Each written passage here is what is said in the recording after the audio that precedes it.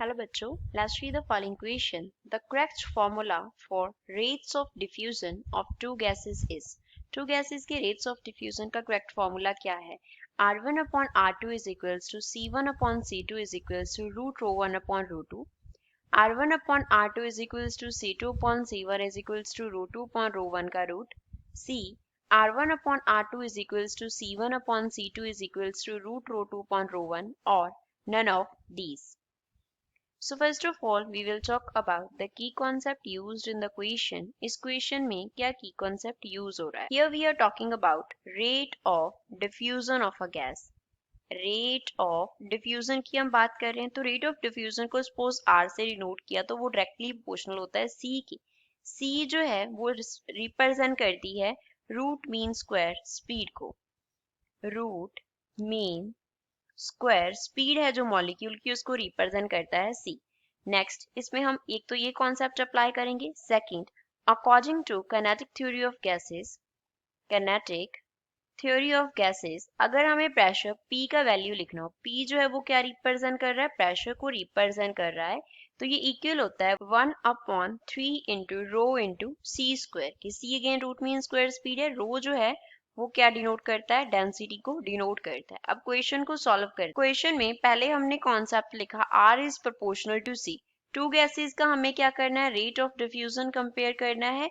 तो R1 upon C1 जो होगा वो R1 अपॉन R2 जो होगा वो हम क्या लिख सकते हैं? C1 अपॉन C2 लिख सकते हैं. तो ये तो हमारे पास rate and root mean square speed का रिलेशन आ गया. दैट R1 अपॉन R2 किसके इक्वल होगा? C1 अपॉन C2 के इक्वल होगा. अब डेंसिटी के साथ ये कैसे लिंक्ड होंगे वो देखते हैं. तो फर्स्ट गैस का जो प्रेशर है P1 that can be written as 1/3 into rho 1 into C1 का स्क्वायर हो गया. सेकेंड गैस के लिए जो प्रेशर होगा P2 that can be written as 1/3 rho 2 into C2 का स्क्वायर हो जाएगा. जब डिफ्यूजन की हम बात कर रहे हैं दैट मीन्स हमने स्टडी स्टेट जब कंसिडर किया डिफ्यूजन में क्या हो जाता है? स्टडी स्टेट ऑब्टेन हो जाता है. तो स्टडी स्टेट में P1 जो है वो किसके इक्वल हो जाएगा? P2 के इक्वल हो जाएगा. अगर P1 P2 के इक्वल हो गया तो 1/3 रो 1 C1 स्क्वायर इक्वल हो जाएगा 1/3 रो 2 C2 स्क्वायर के. तो यहाँ से 1/3 दोनों तरफ कैंसिल हो जाएगा. सो रो 1 C1 स्क्वायर इक्वल हो गया किसके? रो 2 C2 स्क्वायर के. तो यहाँ से हमारे पास C1 अपॉन C2 जो है इसका जो स्क्वायर है C1 square upon C2 square वो किसके इक्वल आ जाएगा? रो 2 अपॉन रो 1 के इक्वल आ जाएगा. That means C1 upon C2 जो होगा वो किसके इक्वल हो जाएगा? Square root of rho 2 upon rho 1 के इक्वल हो जाएगा. तो तीनों में रिलेशन क्या आ गया? Rate of diffusion, root mean square speed and density में हमने फाइंड आउट किया था दैट R1 अपॉन R2 जो है वो किसके इक्वल है? C1 अपॉन C2 के इक्वल है.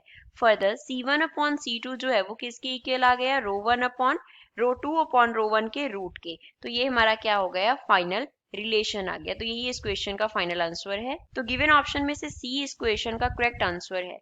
I hope you understood it well. Thanks.